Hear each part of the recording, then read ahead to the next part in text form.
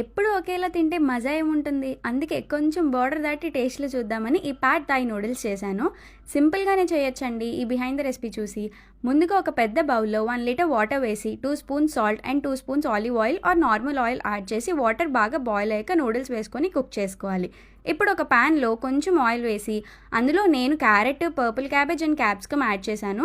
Actually ఇది no onion, no garlic recipe చేస్తున్నా. మీకు కావాలంటే గార్లిక్ అండ్ ఆనియన్ యాడ్ చేసుకోవచ్చు. అండ్ నచ్చిన vegetables like mushroom or paneer కూడా యాడ్ చేసుకొని ఇప్పుడు వెజిటబుల్స్లో టేస్ట్కి సరిపోయేలా సాల్ట్, ఆరిగానో, చిల్లీ ఫ్లేక్స్ వేసి ఫ్రై చేసుకోవాలి.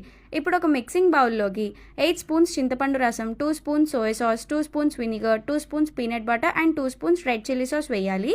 By the way peanut butter and chilli sauce homemade. So recipe కావాలంటే కామెంట్ చేయండి. Definitely I will make a video. ఇప్పుడు ఈ సాసెస్ అన్ని బాగా మిక్స్ చేసి ఫ్రై అయిన వెజిటేబుల్స్లో నూడిల్స్ అండ్ ఈ సాస్ యాడ్ చేసి మిక్స్ చేసుకొని homemade chilli oil and roasted పీనట్స్తో డెకరేషన్లు చేసి టమ్మీని యమ్మీ చేసేయడమే.